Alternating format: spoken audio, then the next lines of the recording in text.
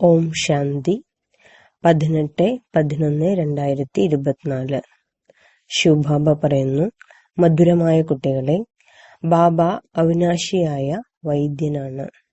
ഒരേയൊരു മഹാമന്ത്രത്തിലൂടെ നിങ്ങളുടെ സർവ്വ ദുഃഖങ്ങളും ദൂരീകരിക്കുന്നു. ചോദ്യം: എന്തുകൊണ്ടാണ് ഇടയ്ക്ക് മായ നിങ്ങൾക്ക് വിഘ്നങ്ങൾ ഉണ്ടാക്കുന്നത്? ചില കാരണങ്ങൾ പറയൂ. ഉത്തരം: എന്തുകൊണ്ടെന്നാൽ നിങ്ങൾ മായയുടെ ഏറ്റവും വലിയ ഇടപാടുകാരാണ്. മായയോട് ഇടപാട് നിർത്തുന്നത് കാരണം അത് വിഘ്നങ്ങൾ ഉണ്ടാക്കുന്നു. അവിനാശിയായ വൈദ്യൻ നിങ്ങൾക്ക് മരുന്ന് നൽകുമ്പോൾ മായയുടെ രോഗങ്ങൾ ഇളകിമറിയും. അതിനാൽ വിഘ്നങ്ങളെ ഭയപ്പെടരുത്. മന്മനാഭവ എന്ന മന്ത്രത്തിലൂടെ മായ ഓടിപ്പോകും. ഓം ശാന്തി. ബാബ കുട്ടികൾക്ക് മനസ്സിലാക്കി തരുന്നു, മനസ്സിന് ശാന്തി വേണം, മനസ്സിന് ശാന്തി വേണം എന്ന് പറഞ്ഞ് മനുഷ്യർ അസ്വസ്ഥരാകുകയാണ്. ദിവസവും ഓം ശാന്തി എന്ന് പറയുന്നുമുണ്ട്. എന്നാൽ ഇതിന്റെ അർത്ഥം മനസ്സിലാക്കാത്തത് കാരണം മനുഷ്യർ ശാന്തി യാചിച്ചുകൊണ്ടിരിക്കുന്നു. പറയുന്നുമുണ്ട്, ഞാൻ ആത്മാവാണ്, അർത്ഥം ഞാൻ ശാന്തമാണ്, എന്റെ സ്വധർമ്മം ശാന്തിയാണ്. സ്വധർമ്മം ശാന്തിയാണെങ്കിൽ പിന്നെ എന്തിനാണ് യാചിക്കുന്നത്? അർത്ഥം മനസ്സിലാക്കാത്തത് കാരണം യാചിച്ചുകൊണ്ടേയിരിക്കുന്നു. ഇത് രാവണന്റെ രാജ്യമാണെന്ന് നിങ്ങൾക്കറിയാം. പക്ഷേ അവർ മനസ്സിലാക്കുന്നില്ല. ലോകത്തിന്റെ മുഴുവനും, പ്രത്യേകിച്ച് ഭാരതത്തിന്റെ ശത്രുവായതുകൊണ്ടാണ് രാവണനെ കത്തിച്ചുകൊണ്ടിരിക്കുന്നത്. ഏതെങ്കിലും മനുഷ്യനെ ഓരോ വർഷവും കത്തിക്കാറുണ്ടോ? എന്നാൽ ജന്മജന്മാന്തരങ്ങളായി, കൽപ്പകൽപ്പാന്തരങ്ങളായി രാവണനെ കത്തിച്ചു വരികയാണ്. കാരണം ഇത് നിങ്ങളുടെ വളരെ വലിയ ശത്രുവാണ്. സർവരും 5 വികാരങ്ങളിൽ കുടുങ്ങിയിരിക്കുകയാണ്. ഭ്രഷ്ടാചാരത്തിലൂടെയാണ് ജനിക്കുന്നത്. അതായത് രാവണന്റെ രാജ്യമാണിത്. ഈ സമയത്ത് അളവറ്റ ദുഃഖമാണ്. ഇതിന് നിമിത്തമായിരിക്കുന്നത് ആരാണ്? രാവണൻ. എന്തുകൊണ്ടാണ് ദുഃഖമുണ്ടാകുന്നത് എന്ന് ആർക്കും അറിയില്ല. ഇത് രാവണന്റെ രാജ്യമാണ്. ഈ രാവണനാണ് ഏറ്റവും വലിയ ശത്രു. ഓരോ വർഷവും രാവണന്റെ കോലമുണ്ടാക്കി കത്തിക്കുന്നു. ഓരോ പ്രാവശ്യവും കൂടുതൽ വലുതാണ് ഉണ്ടാക്കുന്നത്. ദുഃഖവും അതുപോലെ വർദ്ധിക്കുകയാണ്.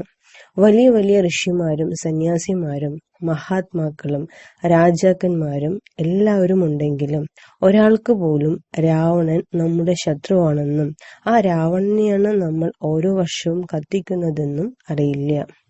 രാവണൻ മരിച്ചു, നമ്മൾ ലങ്കയുടെ അധികാരിയുമായി എന്ന് വിചാരിച്ച് വളരെ സന്തോഷത്തോടെ ആഘോഷിക്കുന്നു. പക്ഷെ അധികാരിയാകുന്നില്ല. എത്രമാത്രം ധനം പാഴാക്കുന്നു. ബാബ പറയുന്നു, നിങ്ങൾക്ക് അളവറ്റ ധനമാണ് നൽകിയത്. അതെല്ലാം എവിടെ കൊണ്ട് കളഞ്ഞു? ദസ്റ ആഘോഷിക്കാൻ ലക്ഷക്കണക്കിന് രൂപയാണ് ചിലവാക്കുന്നത്. രാവണനെ കൊന്നതിനു ശേഷം ലങ്ക കൊള്ളയടിക്കുന്നു. എന്തുകൊണ്ടാണ് രാവണനെ കത്തിക്കുന്നത് എന്ന് പോലും അറിയുന്നില്ല. ഈ സമയം സർവരും 5 വികാരങ്ങളുടെ ജയിലിൽ അകപ്പെട്ടിരിക്കുകയാണ്. ദുഃഖിതരായത് കാരണം അരകൽപ്പം രാവണനെ കത്തിക്കുന്നു. രാവണന്റെ രാജ്യത്തിൽ നമ്മൾ വളരെ ദുഃഖിതരാണ് എന്ന് മനസ്സിലാക്കുന്നുമുണ്ട്. എന്നാൽ സത്യയുഗത്തിൽ 5 വികാരങ്ങൾ ഉണ്ടായിരിക്കില്ല എന്നത് അറിയുന്നില്ല. അവിടെ ഈ രാവണനെ ഒന്നും കത്തിക്കില്ല. ഇതെല്ലാം എപ്പോൾ മുതലാണ് ആരംഭിച്ചത് എന്ന് ചോദിച്ചാൽ പറയും, അനാദിയായി നടന്നു വരികയാണെന്ന്. എപ്പോൾ മുതലാണ് രക്ഷാബന്ധനം ആരംഭിച്ചത്? അനാദിയായിട്ട് നടക്കുകയാണെന്ന് പറയും. ഇതെല്ലാം മനസ്സിലാക്കേണ്ട കാര്യങ്ങളല്ലേ? മനുഷ്യരുടെ ബുദ്ധി എന്തായി മാറിയിരിക്കുകയാണ്? മൃഗവുമല്ല, മനുഷ്യനുമല്ല. യാതൊരു പ്രയോജനവും ഇല്ല. സ്വർഗത്തെ അറിയുന്നില്ല. ഈ ലോകം ഭഗവാനാണ് ഉണ്ടാക്കിയത് എന്ന് വിചാരിക്കുന്നു. എന്നാലും ദുഃഖം വരുമ്പോൾ, അല്ലയോ ഭഗവാനെ, ഈ ദുഃഖത്തിൽ നിന്നും മോചിപ്പിക്കൂ എന്ന് പറഞ്ഞ് ഭഗവാനെ തന്നെയാണ് ഓർമ്മിക്കുന്നത്. എന്നാൽ കലിയുഗത്തിൽ സുഖികളാകാൻ സാധിക്കില്ല. ദുഃഖം അനുഭവിക്കുക തന്നെ വേണം. പടിയിറങ്ങുക തന്നെ വേണം. പുതിയ ലോകം മുതൽ പഴയ ലോകത്തിന്റെ അവസാനം വരെയുള്ള എല്ലാ രഹസ്യവും ബാബ പറഞ്ഞു തരുന്നു. എല്ലാ ദുഃഖങ്ങൾക്കുമുള്ള മരുന്ന് ഒന്നു തന്നെയാണെന്ന് കുട്ടികൾക്ക് പറഞ്ഞു തരുന്നു. അവിനാശിയായ വൈദ്യനല്ലേ?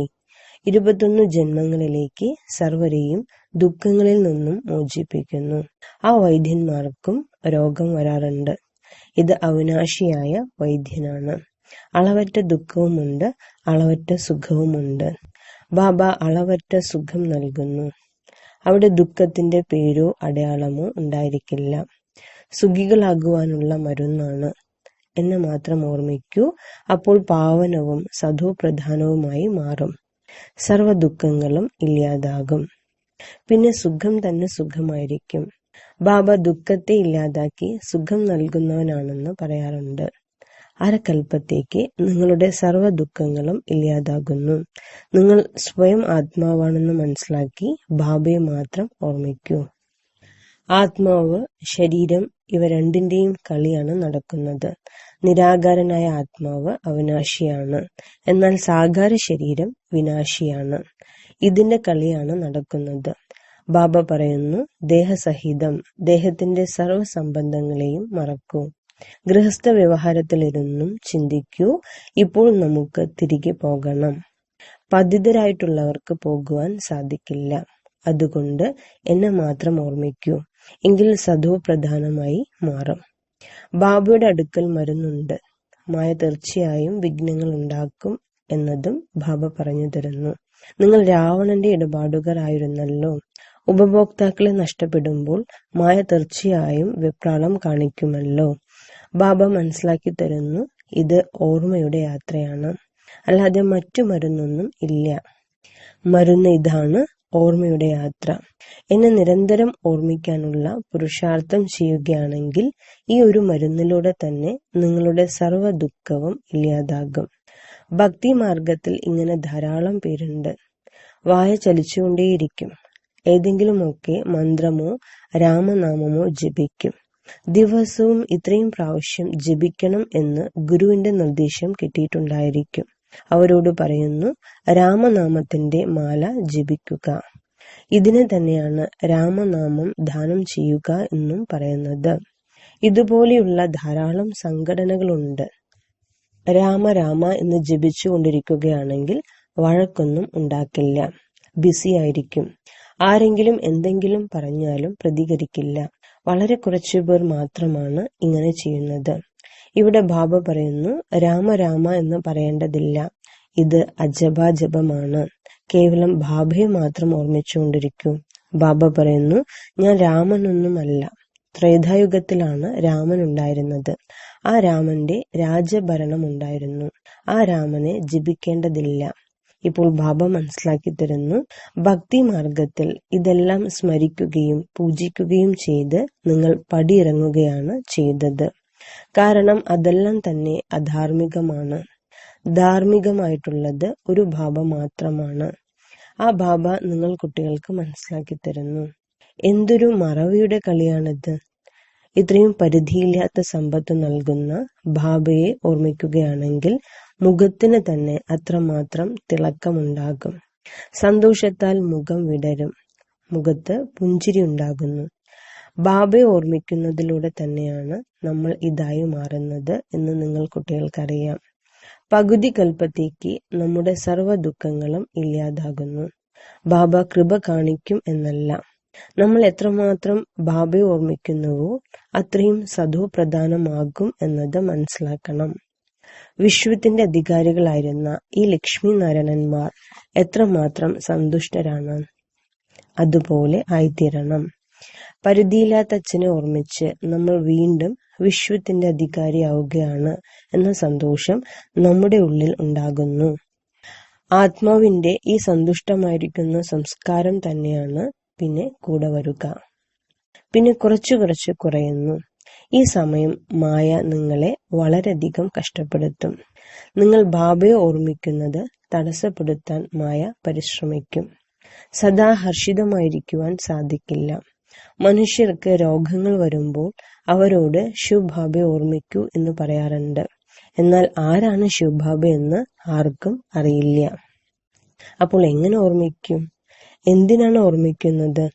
ബാബയെ ഓർമ്മിക്കുന്നതിലൂടെ നമ്മൾ തമോ പ്രധാനത്തിൽ നിന്നും സതോ പ്രധാനമായി മാറും എന്ന് നിങ്ങൾ കുട്ടികൾക്കറിയാം.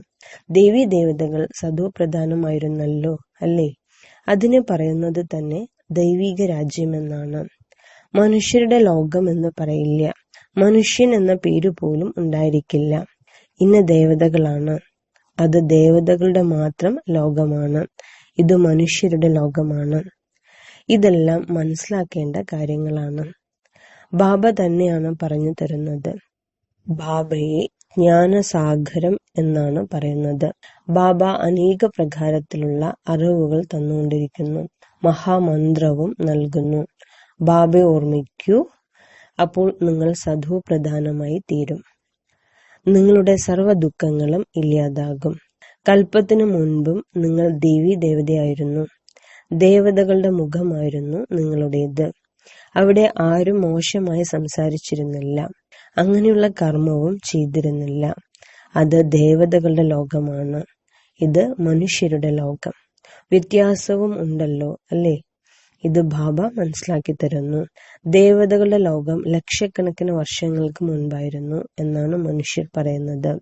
ഇവിടെ ആരെയും ദേവതയെന്ന് പറയുവാൻ സാധിക്കില്ല. ദേവതകൾ പവിത്രമായിരുന്നു. ദേവീ ദേവതകളെയാണ് മഹാനാത്മാക്കൾ എന്ന് പറയുന്നത്. മനുഷ്യരെ ഒരിക്കലും അങ്ങനെ പറയുവാൻ സാധിക്കില്ല. ഇത് രാവണന്റെ ലോകമാണ്. രാവണൻ വളരെ വലിയ ശത്രുവാണ്. രാവണനെ പോലെ മറ്റൊരു ശത്രുവില്ല. നിങ്ങൾ ഓരോ വർഷവും രാവണനെ കത്തിക്കുന്നു. ഇതാരാണ്? ആർക്കും അറിയില്ല. ഇതൊരു മനുഷ്യനൊന്നുമല്ല. ഇത് 5 വികാരങ്ങളാണ്. അതുകൊണ്ടാണ് ഇതിനെ രാവണൻ എന്ന് പറയുന്നത്. 5 വികാരങ്ങളുടെ രാജ്യമല്ലേ? 5 വികാരങ്ങൾ സർവരിലുമുണ്ട്. ഈ ദുർഗതിയുടെയും സദ്ഗതിയുടെയും കളി ഉണ്ടാക്കപ്പെട്ടതാണ്. ഇപ്പോൾ ബാബ നിങ്ങൾക്ക് സദ്ഗതിയുടെ സമയത്തെയും ദുർഗതിയെക്കുറിച്ചും മനസ്സിലാക്കി തന്നു. ഉയരങ്ങളിലേക്ക് പോകുന്നതും നിങ്ങൾ തന്നെയാണ്. താഴേക്ക് വീഴുന്നതും നിങ്ങൾ തന്നെയാണ്. ഭാരതത്തിൽ തന്നെയാണ് ശിവജയന്തിയും ഉള്ളത്. രാവണ ജയന്തിയും ഭാരതത്തിൽ തന്നെയാണുള്ളത്. അരകൽപ്പം ദൈവിക രാജ്യം ലക്ഷ്മി നാരായണന്റെയും രാമസീതയുടെയും രാജ്യമായിരിക്കും. ഇപ്പോൾ നിങ്ങൾ കുട്ടികൾ സർവരുടെയും ജീവചരിത്രം അറിയുന്നുണ്ട്. നിങ്ങൾക്കാണ് മുഴുവൻ മഹിമയും ഉള്ളത്. നവരാത്രി പൂജയും മറ്റും നിങ്ങളുടേതാണ്. നിങ്ങൾ തന്നെയാണ് സ്ഥാപിക്കുന്നത്. ശ്രീമത്തിലൂടെ നിങ്ങൾ വിശ്വത്തെ പരിവർത്തനപ്പെടുത്തുകയാണ്. അതുകൊണ്ട് പൂർണ്ണമായും ശ്രീമതം അനുസരിക്കണം. നമ്പർ വാർ പുരുഷാർത്ഥം ചെയ്യുന്നുണ്ട്. സ്ഥാപനയും നടക്കുന്നുണ്ട്. ഇവിടെ യുദ്ധത്തിന്റെ കാര്യമൊന്നും ഇല്ല. ഈ പുരുഷോത്തമ സംഗമയുഗം വളരെ വ്യത്യസ്തമായതാണ് എന്ന് നിങ്ങൾക്കറിയാം. പഴയ ലോകത്തിന്റെ അവസാനവും പുതിയ ലോകത്തിന്റെ ആരംഭവും. ബാബ വരുന്നത് പഴയ ലോകത്തെ പരിവർത്തനപ്പെടുത്താനാണ്. നിങ്ങൾക്ക് വളരെയധികം മനസ്സിലാക്കി തരുന്നു. പക്ഷെ ധാരാളം പേർ മറന്നു പോകുന്നു. പ്രഭാഷണം ചെയ്തതിനു ശേഷം ഓർമ്മ വരും, ഇന്നിന്ന പോയിന്റുകൾ പറയേണ്ടതായിരുന്നു എന്ന്. കൽപ്പത്തിനു മുൻപ് എങ്ങനെയാണോ സ്ഥാപിച്ചത് അതുപോലെ തന്നെ സംഭവിക്കും. ആര് എന്ത് പദവി നേടിയോ അവർ അത് നേടും. സർവർക്കും ഒരുപോലെയുള്ള പദവി നേടാൻ പറ്റില്ല. ഉയർന്ന പദവി നേടുന്നവരുമുണ്ട്, കുറഞ്ഞ പദവി നേടുന്നവരുമുണ്ട്. അനന്യരായിട്ടുള്ള കുട്ടികൾ മുൻപോട്ടു പോകുമ്പോൾ അവർക്ക് അനുഭവപ്പെടും, ഇവർ സമ്പന്നരുടെ ദാസിയാകും, ഇവർ രാജകുടുംബത്തിലെ ദാസിയാകുമെന്ന്. സമ്പന്നരായിട്ടുള്ളവരെ ഇടയ്ക്കിടയ്ക്ക് ക്ഷണിക്കും. എല്ലാവരെയും ക്ഷണിക്കില്ല. എല്ലാവരും അങ്ങനെ മുഖം കാണില്ല. ബാബയും ബ്രഹ്മാവിന്റെ മുഖത്തിലൂടെ മനസ്സിലാക്കി തരുന്നു, എല്ലാവർക്കും സന്മുഖത്ത് കാണുവാൻ സാധിക്കില്ല. നിങ്ങൾ ഇപ്പോൾ സന്മുഖത്ത് വന്നിരിക്കുകയാണ്, പവിത്രമായിരിക്കുന്നു. ഇങ്ങനെയും സംഭവിക്കും. അപവിത്രമായവരും വന്നിരിക്കും. കുറച്ചു കേട്ടാൽ ദേവതയാകും. കുറച്ചുകൂടി കേൾക്കുകയാണെങ്കിൽ പ്രഭാവിതരാകും. കേൾക്കുന്നില്ലെങ്കിൽ പിന്നെ വരില്ല. മുഖ്യമായ കാര്യം ബാബ പറയുന്നത് മന്മനാഭവ. ഈ ഒരു മന്ത്രത്തിലൂടെ നിങ്ങളുടെ സർവ്വ ദുഃഖങ്ങളും തീരും. ബാബ അച്ഛനുമാണ്, ടീച്ചറുമാണ്, ഗുരുവുമാണ്. മന്മനാഭവ എന്ന് അച്ഛനാണ് പറയുന്നത്. ടീച്ചറായിട്ട് പറയുന്നു മധ്യാജി ഭവ. 3 പേരെയും ഓർമ്മിച്ചാലും വളരെ സന്തോഷകരമായ അവസ്ഥയുണ്ടാകും. ബാബ പഠിപ്പിക്കുകയാണ്, എന്നിട്ട് ബാബ തന്നെയാണ് കൂടെ കൊണ്ടുപോകുന്നത്. ഇങ്ങനെയുള്ള ബാബയെ എത്രമാത്രം ഓർമ്മിക്കേണ്ടതാണ്. ഭക്തിയിലും ബാബയെ ആരും അറിയുന്നില്ല. ഭഗവാൻ ഉണ്ടെന്നും നമ്മൾ സർവരും സഹോദരങ്ങളാണെന്നും മാത്രം അറിയാം. ബാബയിൽ നിന്നും എന്താണ് കിട്ടേണ്ടത് എന്നറിയില്ല. നമ്മൾ സർവരും ഒരു അച്ഛന്റെ കുട്ടികളും പരസ്പരം സഹോദരങ്ങളാണെന്നും നിങ്ങൾക്കിപ്പോൾ അറിയാം. ഇത് പരിധിയില്ലാത്ത കാര്യമല്ലേ? എല്ലാ കുട്ടികളെയും ടീച്ചറായി പഠിപ്പിക്കുന്നു. സർവരുടെയും കണക്കുകൾ തീർത്ത് തിരികെ കൊണ്ടുപോകും. ഈ മോശമായ ലോകത്തിൽ നിന്നും തിരികെ പോകണം. പുതിയ ലോകത്തിൽ വരാൻ വേണ്ടി നിങ്ങളെ യോഗ്യരാക്കുന്നു. യോഗ്യരാകുന്നവർ സത്യുഗത്തിൽ വരുന്നു. ശരി, വളരെ കാലത്തെ വേർപാടിനു ശേഷം തിരിച്ചു കിട്ടിയ മധുരമായ കുട്ടികൾക്ക് മാതാവും പിതാവുമായ ബാബ്ദാദയുടെ സ്നേഹസ്മരണയും പുലർകാല വന്ദനവും. ആത്മീയ അച്ഛന്റെ ആത്മീയ കുട്ടികൾക്ക് നമസ്കാരം. ആത്മീയ കുട്ടികളുടെ ആത്മീയ അച്ഛനും നമസ്കാരം. ധാരണയ്ക്കുള്ള മുഖ്യമായ സാരം: തന്റെ അവസ്ഥയെ സദാ ഏകരസവും ഹർഷിതവുമാക്കി വയ്ക്കുന്നതിനു വേണ്ടി അച്ഛൻ, ടീച്ചർ, സദ്ഗുരു ഈ 3 പേരെയും ഓർമ്മിക്കണം. ഇവിടെ നിന്ന് തന്നെ സന്തോഷത്തിന്റെ സംസ്കാരം നിറയ്ക്കണം. സമ്പത്തിന്റെ ഓർമ്മയിലൂടെ മുഖം സദാ തിളങ്ങിക്കൊണ്ടിരിക്കണം. ശ്രീമതം അനുസരിച്ച് നടന്ന് മുഴുവൻ വിശ്വത്തെയും പരിവർത്തനപ്പെടുത്തുന്ന സേവനം ചെയ്യണം. 5 വികാരങ്ങളിൽ കുടുങ്ങിക്കിടക്കുന്നവരെ മോചിപ്പിക്കണം. തന്റെ സ്വധർമ്മത്തിന്റെ പരിചയം കൊടുക്കണം. വരദാനം: സർവരെയും പ്രതി സ്നേഹത്തിന്റെ ദൃഷ്ടിയും ഭാവനയും വയ്ക്കുന്ന സർവർക്കും പ്രിയപ്പെട്ട ഫരിസ്തയായി ഭവിക്കട്ടെ. സ്വപ്നത്തിൽ പോലും ആരുടെയെങ്കിലും അടുത്ത് ഫരിസ്ത വരുകയാണെങ്കിൽ എത്ര സന്തോഷമുണ്ടായിരിക്കും. ഫരിസ്ത അർത്ഥം സർവർക്കും പ്രിയപ്പെട്ടവർ. പരിധിയുള്ള സ്നേഹമല്ല, പരിധിയില്ലാത്ത സ്നേഹം. ആര് സ്നേഹിക്കുന്നുവോ അവരുടെ മാത്രം സ്നേഹിയല്ല, മറിച്ച് സർവരുടെയും സ്നേഹി. ആര് എങ്ങനെയുള്ള ആത്മാവാകട്ടെ, എന്നാൽ താങ്കളുടെ ദൃഷ്ടിയും ഭാവനയും സ്നേഹത്തിൻ്റെതായിരിക്കണം. ഇവരെയാണ് പറയുക സർവരുടെയും സ്നേഹി.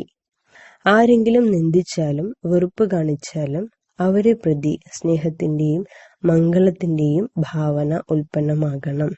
എന്തുകൊണ്ടെന്നാൽ ആ സമയത്ത് അവർ പരവശരാണ്. സ്ലോഗൻ: ആര് സർവപ്രാപ്തികളാലും സമ്പന്നരാണോ അവർ തന്നെയാണ് സദാ ഹർഷിതരും സദാ സുഖികളും ഭാഗ്യശാലികളും. ഓം ശാന്തി.